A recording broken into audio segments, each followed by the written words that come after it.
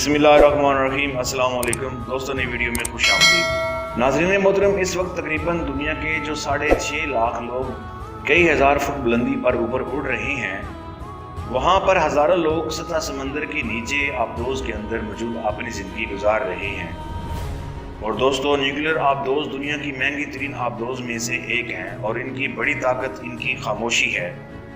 और ये अपनी ज़िंदगी का ज़्यादा हिस्सा समंदर के अंदर ज़ेरे आब गुजार देते हैं और इन आबदोज़ की सबसे बड़ी ताकत इनका अमला है। तो दोस्तों, चलें फिर धात के इस डब्बे में रहने वाले लोगों की ज़िंदगी की एक झलक देखते हैं। दोस्तों, एक बात याद है कि हर कोई आबदोज़ के अमले के लिए क्वालिफाई नहीं कर सकता।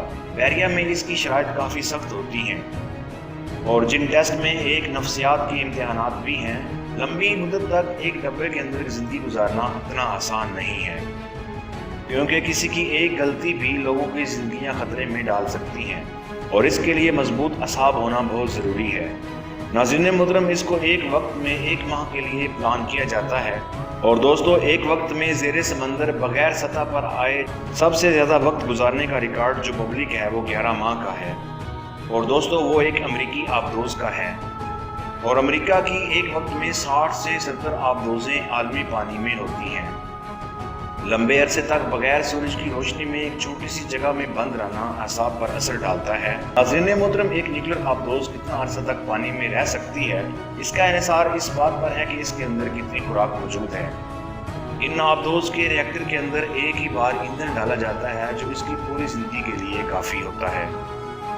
हवा और पानी को रीजनरेट किया जाता है। इसके अलावा खाना यानी इसमें रहने वाले अमला के लिए जो खुराक है वो ये तयन कर सकती है कि ये आबदोज़ कितना लंबा गोता लगा सकती है। और दोस्तों, आबदोज़ के अमले का वक्त 8 घंटे के लिए 3 शिफ्टों में तब्दील किया जाता है। 8 घंटे की ड्यूटी होती है और 8 घंटे का प्राइवेट वक्त जिसमें वो खेल सकें, वर्जिश कर सकें या फिर पढ़ सकें, और 8 घंटे की ही नींद होती है। आबदोज़ के अंदर रहने के लिए बहुत कम जगह होती है। छोटे से ताबूत नुमा बिस्तर होते हैं जिनको एक पतला सा पर्दा अलग करता है। प्राइवेसी का कोई ख़ास तस्वर नहीं है।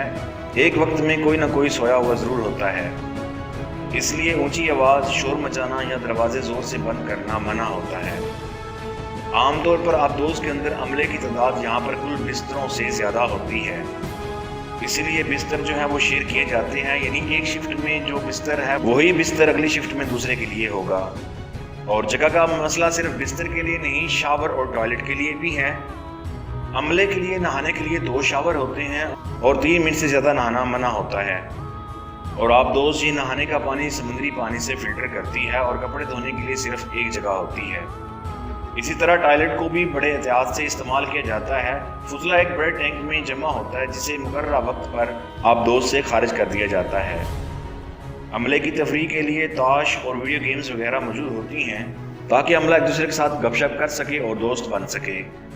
आबदोज़ की सबसे ज़्यादा जगह इंजन लेता है और दूसरे नंबर पर किचन के अंदर काफ़ी अच्छे और तरह तरह के खाने मौजूद होते हैं। हफ्तों समंदर के अंदर आबदोज़ में बंद अमले को स्ट्रेस से बचाने और खुश रखने के लिए ज़रूरी होता है। शुरू में ताज़ा खाना मिलता है, लेकिन इसके बाद टीन के डिब्बों वाला खाना दिया जाता है।